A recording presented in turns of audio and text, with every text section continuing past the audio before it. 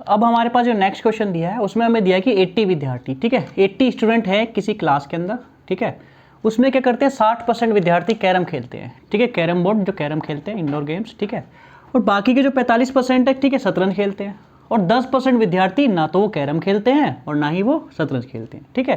भाई एक क्लास है, उसमें क्या कुछ बच्चे शतरंज खेलते हैं, कुछ बच्चे कैरम खेलते हैं, और 10% विद्यार्थी कोई भी गेम नहीं खेलते, ठीक है। एक बार फिर से हम देखते हैं कि हम इसमें क्या करने वाले थे।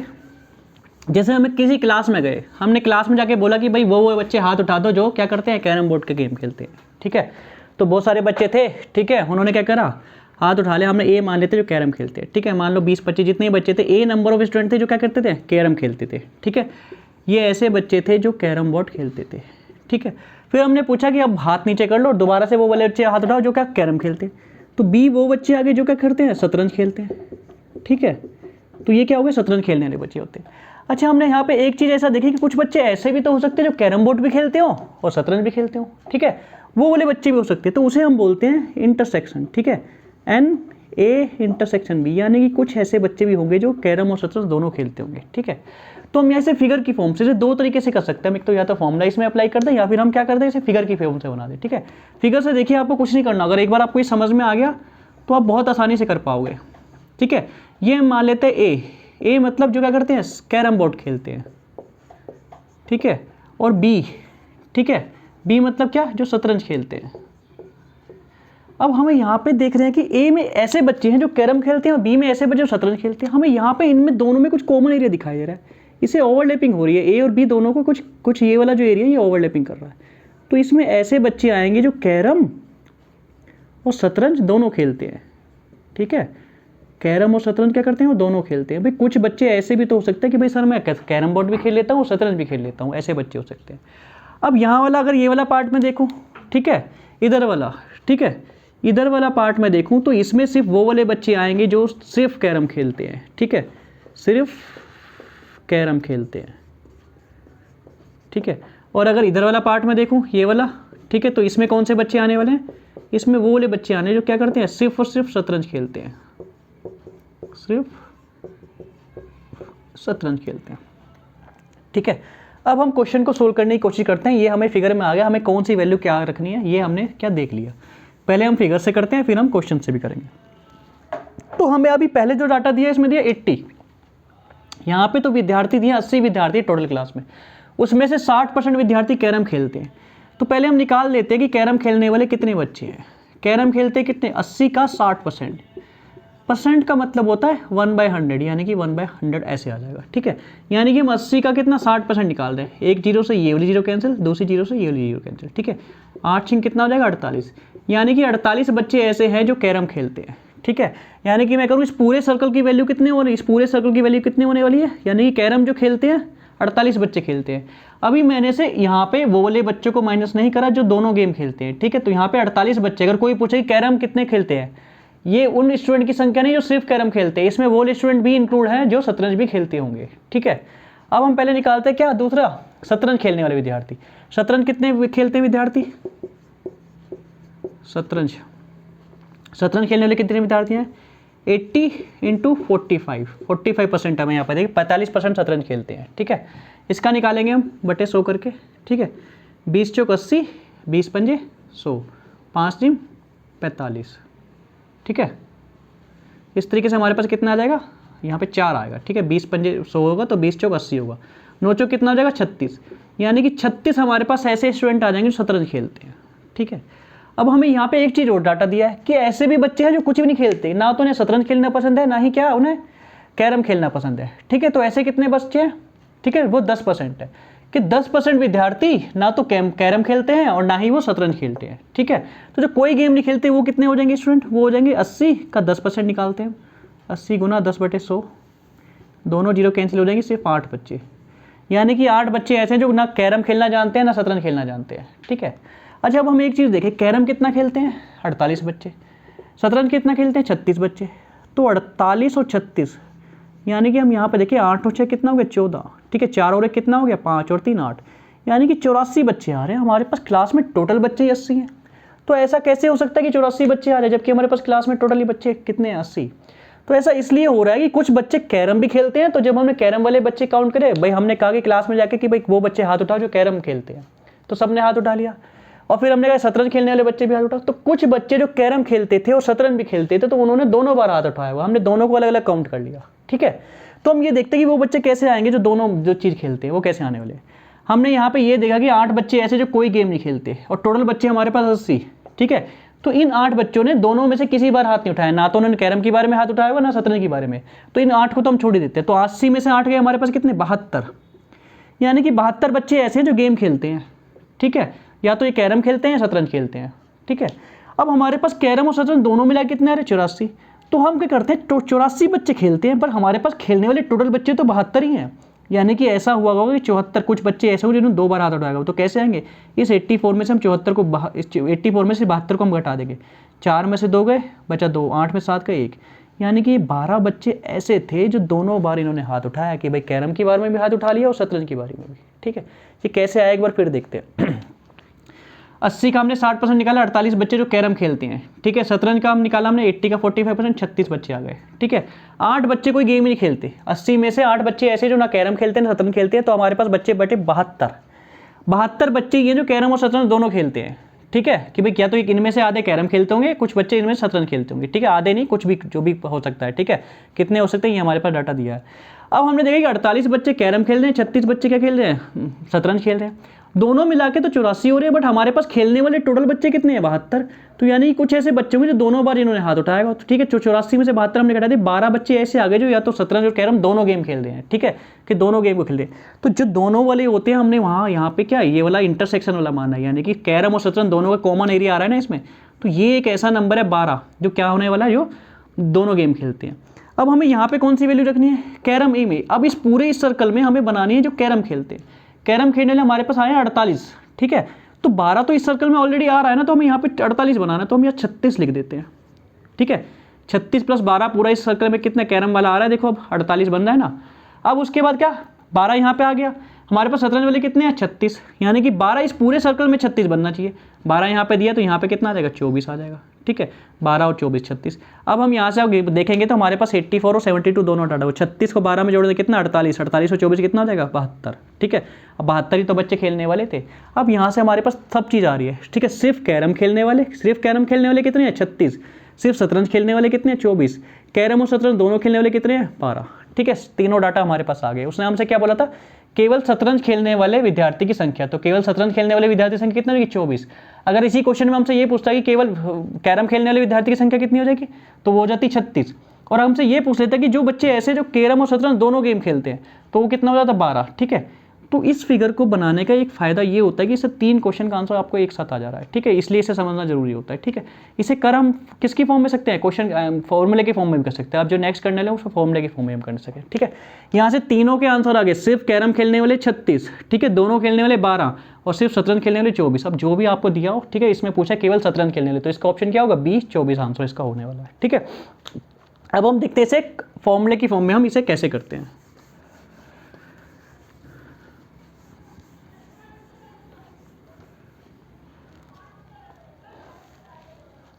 जैसे हमें क्या दिया था, शतरंज खेलने वाले, सबसे पहले हमें दिया था कितना, 60% दिया था कैरम खेलने वाले।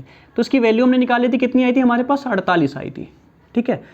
ए को माना हमने शतरंज खेलने वाले, कैरम खेलने वाले, और बी को माना हमने शतरंज खेलने वाले। तो एन बी की वैल्यू हमारे पास कितनी आई थी, 36, ठीक है।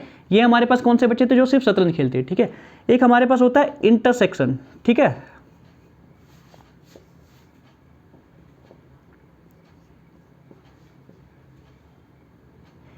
ए यूनियन बी, ठीक है। ए यूनियन बी होता है, एक हमारे पास होता है ए इंटरसेक्शन बी, ठीक है। इन दोनों का आपको मैं मतलब बता देता हूँ, ठीक है। ए यूनियन बी का मतलब क्या होगा, ऐसे बच्चे जो ए और बी दोनों में यूनियन, यानी कि 48 30 से कितना हो जाएगा, 84। ए इंटरसेक्शन बी मतलब कि दोनों में कॉमन हो, ठीक है। जैसे हमने ए और बी का मान लिया, भाई ए में वो बच्चे हैं जो कैरम खेलते हैं, बी में वो बच्चे हैं जो, ठीक है, जो शतरंज खेलते हैं, ठीक है। तो कुछ बच्चे क्या इन दोनों का अगर ग्रुप बना देते, वो क्या होगा, वो कैरम और शतरंज दोनों खेलते थे, वो कितना आ रहा था हमारे पास, 72 आ रहा था। अगर इनका इंटरसेक्शन ले ले, इंटरसेक्शन मतलब कि कुछ बच्चे ऐसे होंगे कॉमन, कि भाई कुछ बच्चे, मैंने जैसे हमारे पास कितने आ रहे थे, 12 बच्चे आ रहे थे, तो 12 बच्चे ऐसे थे जो कैरम और शतरंज दोनों खेलते, तो उसे बोलेंगे हम इंटरसेक्शन, ठीक है। मतलब दोनों में जो क्या होगा, कॉमन, ठीक है, तो इसे इंटरसेक्शन ऐसे बोलते हैं। तो हमारे पास इसका एक फॉर्मूला होता है, ठीक है, इस फॉर्मूले को लिख लेते हैं हम, क्या होता है उसके अकॉर्डिंग फिर इस क्वेश्चन को सॉल्व करते हैं।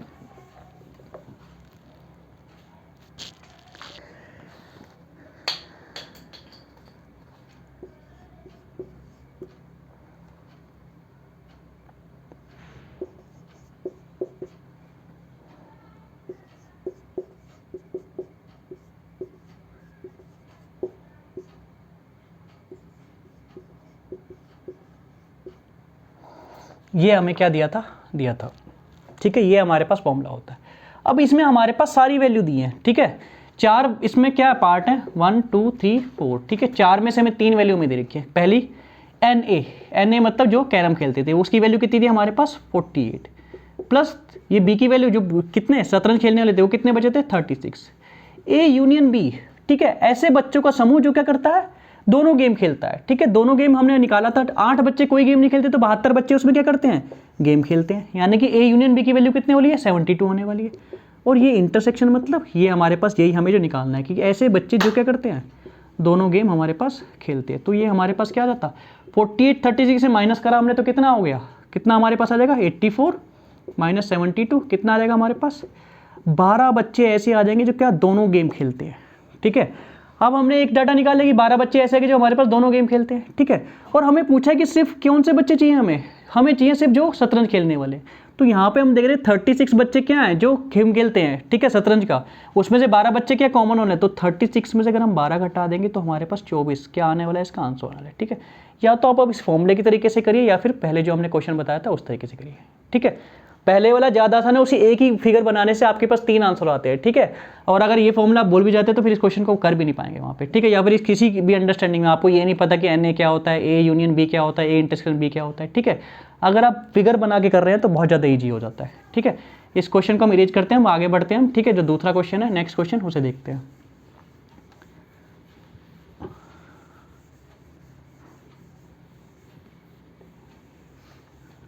तो स्टॉप कर दो।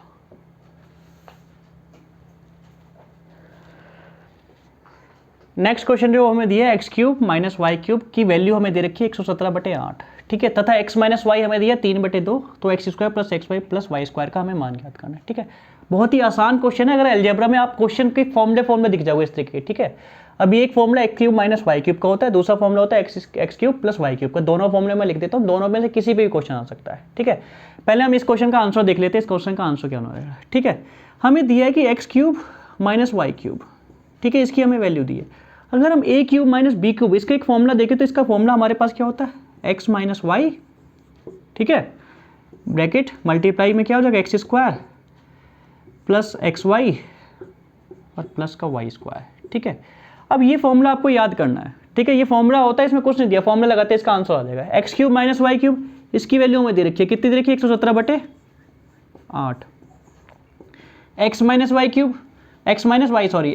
वैल्यू कितनी दी है 3/2 दी है। अब इस पूरी वैल्यू हमसे पूछा x² plus xy plus y² किसकी वैल्यू कितनी होने वाली है, ठीक है।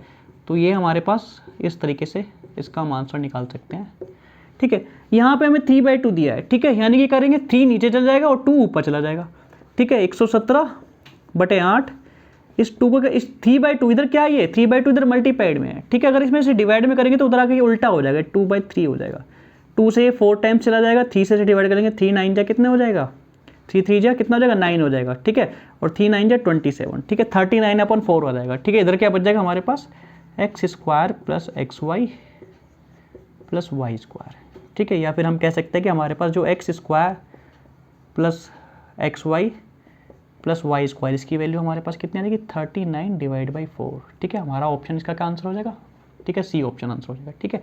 अब ये 2-3 जो फॉर्मूले हैं उसे फॉर्मूले एक बार मैं लिख देता हूँ, ठीक है, ताकि आपको याद रहे, ठीक है। पहला फॉर्मूला यही था x³ माइनस y³, ठीक है, इसका फॉर्मूला होता है x माइनस वाई, ठीक है। यहाँ पे आपको माइनस वाई रखना है और बाकी यहाँ पे तीनों जगह प्लस आ जाएगा। अब जब प्लस वाला लिखेंगे तो उसमें क्या हो जाएगा, ये उल्टा हो जाएगा। जैसे अगर हमें फॉर्मूला दिया हो किसका x³ प्लस y³ तो ये क्या हो जाएगा, जैसे x माइनस वाई³ में तो यहाँ x माइनस वाई आ रहा है तो यहाँ पे x प्लस वाई आ जाएगा, ठीक है। फिर क्या होगा x², अब यहाँ पे माइनस का xy आ जाएगा प्लस y², ठीक है, यानी कि जब आपसे x cube plus y cube देगा और एक्स प्लस वाई देगा तो फिर ये आपसे x square minus x y plus y square देगा, पूछेगा। ठीक है, ये दोनों फॉर्मूले होते हैं अलजेब्रा में, ये आपको याद करनी है। ठीक है, इसके अलावा अलजेब्रा के जो कुछ इंपॉर्टेंट फॉर्मूले है वो आपको लिख देता हूँ। इसका आंसर यहाँ तक 39/4 आ गया। ठीक है, सी इसका ऑप्शन है।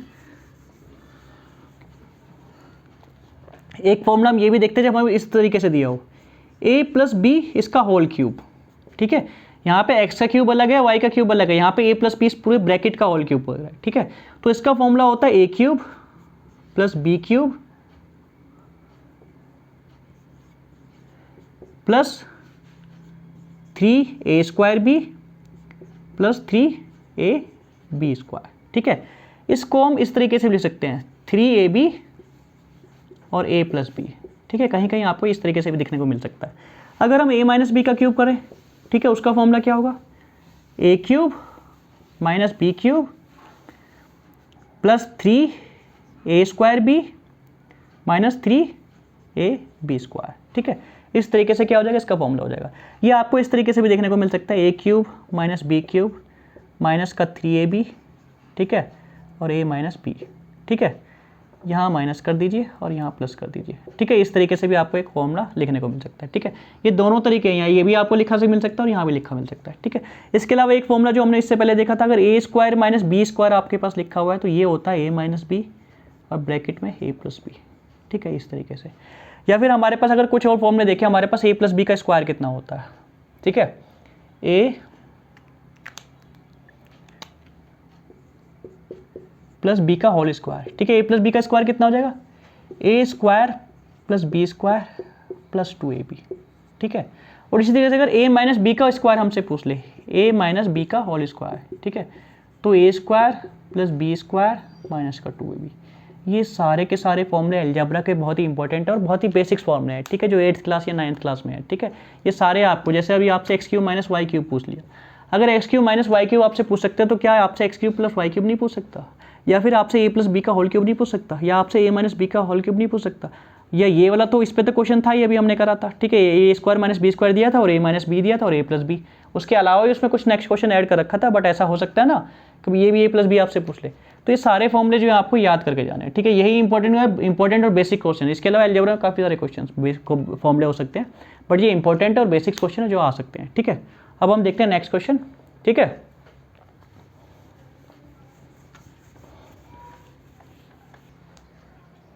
नेक्स्ट क्वेश्चन देखते हैं जो हमारे पास दिया है, 5 की पावर जो दी है x square plus 2x plus 7। ठीक है, ये किसके बराबर है, 125, उसकी पावर हमारे पास दी है 2x प्लस 1।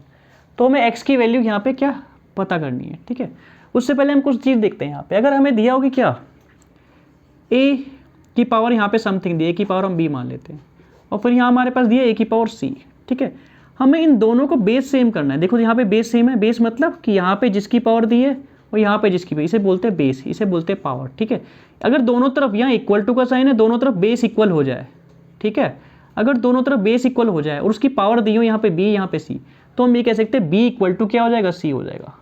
ठीक है, ऐसा क्यों होता है, जैसे हमारे पास यहाँ पे 5 की पावर यहाँ पे लिखा है 2, अब यहाँ पे भी 5 लिखा है, तो यहाँ पे ऐसी कौन सी वैल्यू लिखूँ कि मैं किसके, ये इसके बराबर हो जाए, क्योंकि यहाँ बराबर का साइन है, तो भाई यहाँ 5 की पावर 2 है, 25 आएगा, तो यहाँ पे मुझे कुछ ऐसा ही वैल्यू लिखनी पड़ेगी कि 5 की पावर वो किस क्या है 25, 5 की पावर स्क्वायर करें और क्या आ रहा है 25, तो यहाँ पे डेफिनेटली 2 ही आने वाला। अब ये 2 ये तो कैसी इंटीजर्स वैल्यू हो गई या नेचुरल नंबर में हो गई, ये तो हमें डायरेक्ट पता लग रहा है, बट वो यहाँ पे कुछ x की फॉर्म में, y की फॉर्म में कुछ इक्वेशन बना के देगा, तो हम उस इक्वेशन को क्या करते हैं, कंपेयर करते हैं वहाँ से, और वहाँ से हमारे पास हम वैल्यू निकालते हैं। ठीक है, तो हम देखते हैं हमारे पास ये डायरेक्ट भी देगा, ऐसा बेस सेम नहीं बना के देगा वो, जैसे यहाँ पे 5 बेस दे दे, यहाँ पे कितना दे दे 125। ठीक है, तो हम देखते हैं यहाँ पे कि हमारे पास जो 5 की पावर 2 होती है वो होता है 25, अगर हम 5 की पावर क्यूब करें तो वो कितना होता है 125, 5 की पावर हम 4 करें तो वो कितना होता है 625। ठीक है, ये आगे तक मैं इसलिए लिख दे रहा हूँ कि अगर कभी ऐसा क्वेश्चन आ जाए तो आपको याद है 3125 होता है। ठीक है, अभी सिर्फ हमारे पास ये दिया है। ठीक है, यानी कि हम 125 को लिख सकते हैं, 125 को हम लिख सकते हैं 5 की पावर 3। ठीक है, ऐसा मैं लिख सकता हूँ। ठीक है, तो हम लिखते हैं, इसे क्या लिख दिया मैंने यहाँ पे, इसे लिख दिया मैंने 5 की पावर 3 और फिर उस पूरे होल की पावर कितनी होगी 2x प्लस 1 हो गया, और यहाँ पे कितना दिया 5 की power x square plus 2x plus 7 हो गया। अब जब इस तरीके से हमारे पास होता है, जैसे a की पावर यहाँ पे इस तरीके से b हो और फिर ब्रेक इस पूरी जो ब्रैकेट है इसकी पावर कुछ दी हो हमारे पास c, तो हम इसे लिख सकते हैं a और b इंटू सी, यानी कि मैं कह सकता हूँ इस 3 की इसमें मल्टीप्लाई हो जाएगी 2x प्लस 1 में, ठीक है। तो ये कितना हो गया 5, 3 की 2x में मल्टीप्लाई करने कितना हो जाएगा 6x हो जाएगा, और यहाँ पे कितना हो जाएगा प्लस 3 हो जाएगा, और यहाँ पे 5 की पावर हमें ऑलरेडी 5 का बेस ही दे रखा है, बेस 5 दे रखा है, x square plus 2x plus 7 क्या हो जाएगा, ये वैल्यू हो जाएगी, ठीक है। अब हम यहाँ से क्या देखते हैं कि हमारा इक्वल टू के साइन के दोनों तरफ, भाई ये किसका बराबर का साइन है, और ये बराबर के साइन की तरफ दोनों तरफ बेस आ गया और दोनों तरफ पावर अलग अलग है, तो ये कभी से ये सेम कब हो सकते हैं, ये दोनों बराबर कब हो सकते हैं, ये दोनों बराबर जब ही हो सकते हैं जब इन दोनों की वैल्यू इसकी वैल्यू इस वैल्यू के बराबर हो, यानी कि x square plus 2x plus 7 बराबर किसके होने वाला है 6x प्लस 3 के। इसे इधर ले जाते हैं हम, ठीक है, x square plus 2x minus का 6x हो जाएगा प्लस 7 माइनस का 3 हो जाएगा, ठीक है। तो एक्स स्क्वायर, ठीक है, माइनस का 4x हो गया, तो ये कितना हो जाएगा, 7 में से 3 चल जाएंगे कितना हो जाएगा 4 बच जाएगा यहाँ पे, ठीक है। इस तरीके से हमारे पास ये क्या इसकी वैल्यू हो जाएंगी,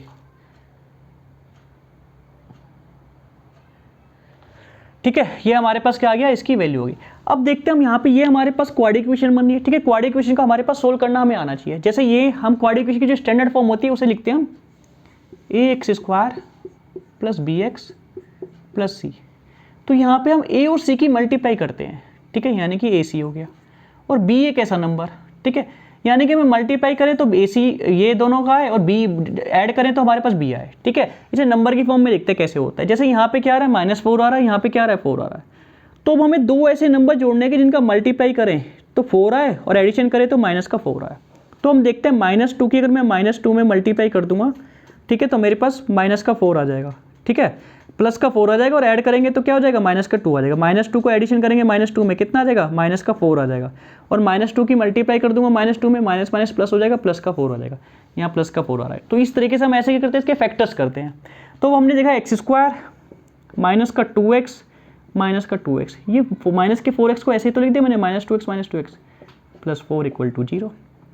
यहाँ से अब मैंने x कॉमन ले लिया तो x माइनस 2, ठीक है, -2 कॉमन ले लिया तो x माइनस 2 इक्वल टू 0। अब x माइनस 2 इधर से भी कॉमन आ रहा है, x माइनस 2 इधर से भी कॉमन आ रहा है, तो ये क्या हो गया x माइनस 2, यहाँ से x बच गया और यहाँ से भी क्या बच गया माइनस का 2, ठीक है, बराबर 0। यानी कि क्या हो गई x माइनस 2 का होल स्क्वायर हो गया, ठीक है। तो या फिर कह सकते हैं हम x माइनस 2 का होल स्क्वायर हो गया,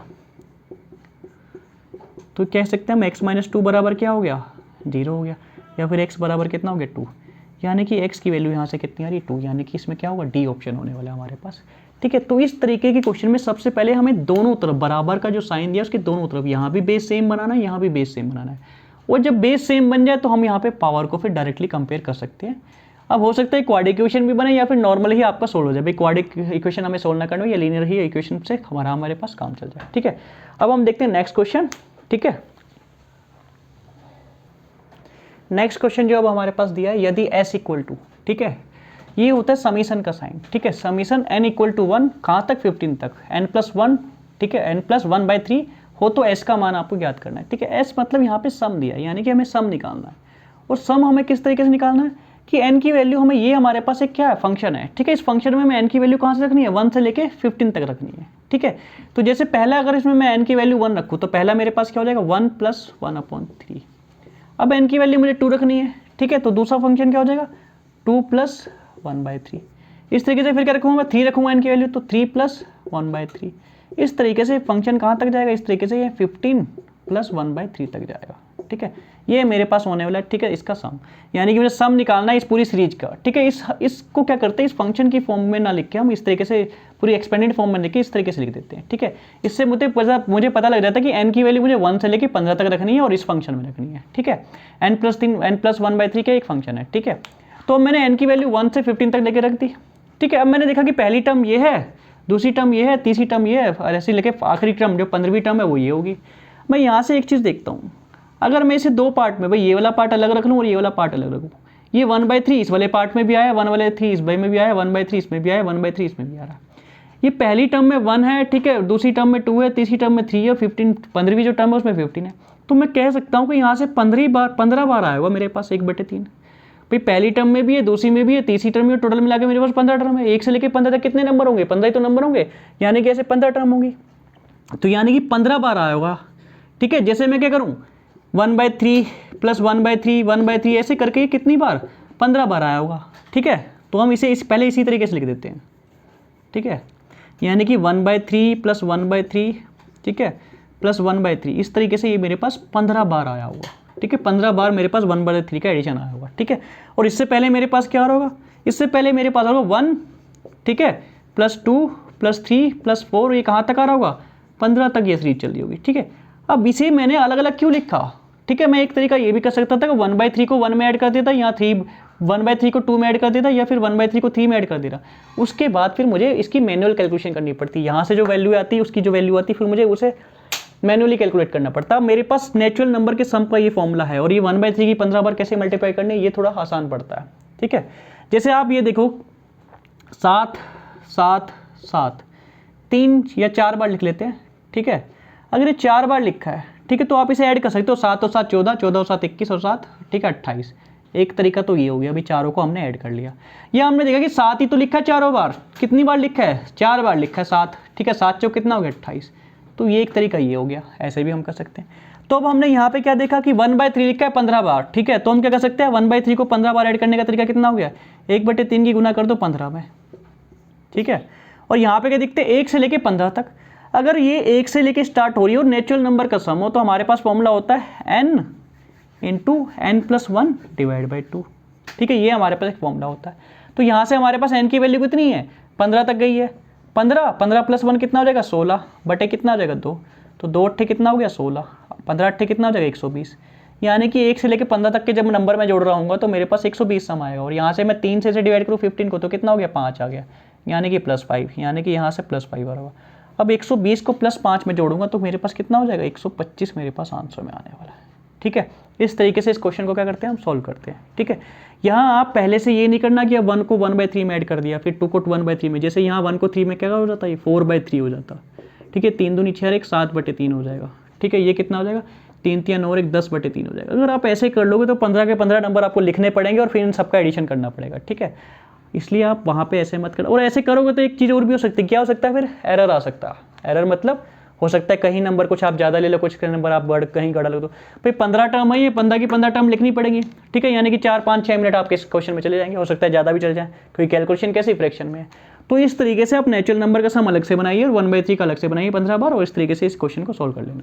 ठीक है, नेक्स्ट क्वेश्चन देखते हैं अब हम क्या हमारे पास दिया है। नेक्स्ट क्वेश्चन जो हमें दिया उसमें दिया कि 2 रेलगाड़ी, ठीक है, 2 रेलगाड़ी है हमारे पास। ठीक है, जिनमें प्रत्येक की लंबाई, यानी कि हर एक ट्रेन की जो लंबाई है वो 150 मीटर दी है हमें। ठीक है, और प्रत्येक की गति, यानी कि हर एक ट्रेन, जो दोनों ट्रेन है, दोनों ट्रेन की स्पीड क्या है? 90 किलोमीटर प्रति घंटा है। वो एक दूसरे की विपरीत दिशा में क्या कर रही हैं? चल रही हैं। अब कह रहा है कि रेलगाड़ियों द्वारा एक दूसरे को पार करने में लिया गया समय हुआ। ठीक है, हम सबसे पहले देखते हैं कि विपरीत दिशा में चल रही है और समान दिशा में चल रही है, इसका क्या मतलब है। ठीक है, तो हम यहाँ देखते हैं, सबसे पहले हमें दिया कि विपरीत दिशा में वो चल रही हैं। अगर वो विपरीत दिशा में चल रही है कि एक ट्रेन इस दिशा में जा रही है, मान लो इधर क्या है हमारे पास? ईस्ट है और इधर हमारे पास वेस्ट है। विपरीत दिशा का मतलब कि अगर एक ईस्ट डायरेक्शन में जा रही है तो दूसरी कैसे जा रही होगी? वेस्ट डायरेक्शन में जा रही होगी। तो दूसरी जा रही होगी वेस्ट डायरेक्शन में। ठीक है, ये इस तरीके से इधर भाई पहली ट्रेन ए मान लेते हैं, इसे मान लेते हैं ट्रेन बी। ठीक है, अगर पहली ट्रेन ईस्ट की तरफ जा रही है, ठीक है, पूर्व दिशा में जा रही है, तो दूसरी ट्रेन किसमें? पश्चिम दिशा में जाएगी, जब भी तो ये विपरीत दिशा में होंगी। ठीक है, अगर ऐसा आपको कहीं दिया होगी विपरीत दिशा में एक दूसरे के जा रहे हैं, तो इन ट्रेन की जो एक हमारे पास होती है रिलेटिव स्पीड। ठीक है, रिलेटिव स्पीड को हिंदी में बोलते हैं सापेक्ष गति। ठीक है, रिलेटिव स्पीड इसकी क्या होने वाली है, या फिर इसे क्या बोलते हैं? सापेक्ष गति कितनी होती है। तो जब ऐसा दिया हो कि ये विपरीत दिशा में जा रही है एक दूसरे के, तो विपरीत दिशा में हम दोनों की स्पीड को ऐड कर देते हैं। हमें दोनों की स्पीड कितनी थी? 90 किलोमीटर प्रति घंटा, और 90 और 90 दोनों को क्या कर देंगे? हम ऐड कर देंगे। ठीक है, तो इसकी जो रिलेटिव स्पीड है कितनी आ जाएगी? 180 किलोमीटर प्रति घंटा हमारे पास आ जाएगी। अगर सपोज करो आपसे ये बोला जाता कि ये दोनों कैसी एक ही दिशा में जा रही हैं, भाई ट्रेन ए भी जा रही है किसकी? पूर्व दिशा में, और ट्रेन बी भी क्या जा रही है? इसी दिशा में जा रही है। तो इसमें क्या करते हैं हम? हमारे पास जो रिलेटिव स्पीड आती है यहाँ पे हम प्लस की जगह क्या कर देते हैं? माइनस का साइन कर देते हैं। ठीक है, यहाँ पे हम माइनस का साइन कर देते, ठीक है। ये हमारे पास क्या जाता है, फिर यहाँ से अगर हमारे पास सेम दिशा में, तो इसकी स्पीड हमारे पास कितनी आती है, 0 किलोमीटर प्रति घंटा, ठीक है। वहाँ पे जब आपको देगा दोनों सेम दिशा में जा रही है, तो वहाँ पे आपको कुछ डाटा चेंज देगा, जैसे ये 100 कर देगा, ये 90 कर देगा, तो कितना देगा, 10 किलोमीटर प्रति घंटा की ऐसे हमारे पास आ जाएगा। तो जब आपको ऐसा दिया कि दोनों समान दिशा में जा रही हैं, तो आपको माइनस कर देना रिलेटिव स्पीड कैलकुलेट करने के लिए, ठीक है। और जब दोनों विपरीत दिशा में जा रही होंगी, तो क्या कर देना, आपको ऐड कर देना दोनों की रिलेटिव स्पीड ऐड निकालने के लिए, ठीक है। ऐसा रिलेटिव स्पीड हम निकालेंगे कब कब, रिलेटिव स्पीड हम निकालेंगे जब दोनों ट्रेन, पहली ट्रेन भी मूव हो रही है, दूसरी ट्रेन भी मूव हो रही है, ठीक है, दोनों एक दूसरे को पार कर रहे हैं या फिर दोनों किसी प्लेटफॉर्म को पार कर रही हैं, उस कंडीशन में हम क्या निकालते हैं, रिलेटिव स्पीड निकालते हैं, उसका हमें यूजेस होता है, ठीक है। अब हम इस क्वेश्चन में देखते हैं, इस क्वेश्चन में हमें जो दिया था, क्या दिया था, इस क्वेश्चन में जो हमें दिया था, दोनों विपरीत दिशा में थी, ठीक है। पहली ट्रेन जा रही थी ईस्ट की तरफ, ठीक है, और दूसरी ट्रेन जा रही थी किसकी, वेस्ट की तरफ, ठीक है। तो इसमें मुझे किस डायरेक्शन में जा रही है, बी, इस दिशा में जा रही है, ठीक है, वेस्ट की तरफ। इसकी स्पीड भी 90 किलोमीटर प्रति घंटा है और इसकी स्पीड भी 90 किलोमीटर प्रति घंटा है, ठीक है। तो हमने अभी बताया कि जब दोनों विपरीत दिशा में जा रही है, तो दोनों की स्पीड, रिलेटिव स्पीड निकालनी है, दोनों की स्पीड को हम ऐड कर देंगे, तो 90 प्लस 90 कितना हो जाएगा, 180 किलोमीटर प्रति घंटा इसकी कितनी आ जाएगी, रिलेटिव स्पीड आ जाएगी 180 किलोमीटर प्रति घंटा। अब इन्हें क्या करना है, इन्हें एक दूसरे को पार करना है, ठीक है, एक दूसरे को पार करना है, जिसमें प्रत्येक की लंबाई कितनी, 150 मीटर है, और हमें निकालना है कितने समय में एक दूसरे को पार कर लेंगे, ठीक है। तो हमारे पास समय बराबर क्या होता है, समय हमारे पास t होता है, कितनी डिस्टेंस हमने ट्रेवल करी और कितनी हमारे पास स्पीड थी। स्पीड हमारे पास आ गई 180 किलोमीटर प्रति घंटा। अब हम डिस्टेंस देखते हैं कितनी डिस्टेंस इन्हें पार करनी है। जब भी ऐसा दिया हो कि दोनों विपरीत दिशा में जा रही हैं और हर एक की लंबाई, हो सकता है यहाँ पे अलग अलग लंबाई भी दे दे, जैसे 150 दिए तो हो सकता है वो एक की 150 दे दे, दूसरे की 200 मीटर दे दे, ठीक है। तो जब ये दोनों एक दूसरे को पार करेंगे, तो दोनों कितनी डिस्टेंस पार करेंगी, दोनों अपनी लंबाई के कुल योग के बराबर, यानी कि 150 प्लस 200 350। यहाँ पे हमें कितना डाटा है कि दोनों की लंबाई 150 है, यानी कि वो एक डिस्टेंस जो हमारे पास आ जाएगी, ट्रेन इसकी लंबाई प्लस ट्रेन बी की लंबाई, ठीक है, यानी कि 150 प्लस 150 कितना हो जाएगा मीटर में, ठीक है, 300 मीटर की डिस्टेंस वो टोटल हमारे पास ट्रेवल करने वाली है, ठीक है। अब हमारे पास क्या 180 किलोमीटर पर आवर में दिया है, इसे 180 किलोमीटर पर आवर को मैं मीटर पर सेकेंड आवर में चेंज करने के लिए किससे मल्टीप्लाई कर देता हूँ, 5/18 से। अगर मीटर प्रति सेकंड में करना है तो 5/18 से कर देंगे, ठीक है। और कहीं आपको डाटा दिया कि ये मान लो कि आपको दिया 10, ये मीटर प्रति सेकंड में दिया है, यहाँ पे आपको दिया कि 10 मीटर प्रति सेकंड किसी ट्रेन की स्पीड है। अगर इसे आपको किलोमीटर पर आवर में करना है तो आप 18/5 से, ठीक है। अगर किलोमीटर पर आवर में चेंज करना होता तो 18/5 से मल्टीप्लाई करते हैं, और मीटर पर सेकंड में मल्टीप्लाई करना होता तो 5/18 से मल्टीप्लाई करते हैं। 18 से यहाँ डिवाइड करें 180 को 10 आया, 10 पंजे कितना हो गया 50। ये 50 मीटर प्रति सेकंड दोनों की रिलेटिव स्पीड आ गई, ठीक है। यानी कि दोनों मिलके 50 मीटर चलती हैं, कितना, 1 सेकंड में। हमें चलना कितना है 300। टाइम हमारे पास कैसे आएगा, डिस्टेंस हमारे पास कितनी आएगी 300। हमारे पास स्पीड कितनी है, हमारे पास स्पीड 50 मीटर पर सेकंड। तो 50 की स्पीड से 300 मीटर कितनी देर में चल जाएगा, ठीक है, 6 सेकंड में। 6 सेकंड में दोनों एक दूसरे को पार कर लेंगे जब ये विपरीत दिशा में है, ठीक है। अगर इसी क्वेश्चन में मान लो कि सेम ही डाटा रखूँ, थोड़ा सा ट्रिकी क्वेश्चन करते हो, कि दोनों समान दिशा में है। अगर दोनों समान दिशा में तो क्या वो एक दूसरे को पार कर पाएंगी, नहीं कर पाएंगी, क्योंकि रिलेटिव स्पीड हमारे पास 0 आ जाएगी ना भाई, वो एक दूसरे से आगे नहीं निकल पाएंगी। मान लो ये भी ट्रेन ऐसे चल रही है और ये भी ट्रेन ऐसे चल रही है, ठीक है, क्योंकि रिलेटिव स्पीड 0 है भाई, ये भी 90 किलोमीटर प्रति घंटा की स्पीड से आगे चल रही है और ये भी 90 किलोमीटर प्रति घंटा की स्पीड से आगे चल रही है। तो जितनी देर में जितना आगे ये जाएगी उतनी देर में उतना आगे ये चल जाएगी, तो ये फिर एक दूसरे को पार ही नहीं कर पाएंगे, फिर टाइम का क्वेश्चन होगा ही नहीं। फिर क्या था, अगर ई ऑप्शन इसमें हम डाल दें, ठीक है, नन ऑफ दिस, तो वो उसमें ऑप्शन हो जाता है, ठीक है। ये लास्ट क्वेश्चन था इस पेपर का, ठीक है। कल हम क्या करेंगे, नेक्स्ट क्वेश्चन करेंगे, नेक्स्ट पेपर करेंगे और उसके सारे क्वेश्चन आप देखिएगा, ठीक है। Thank you.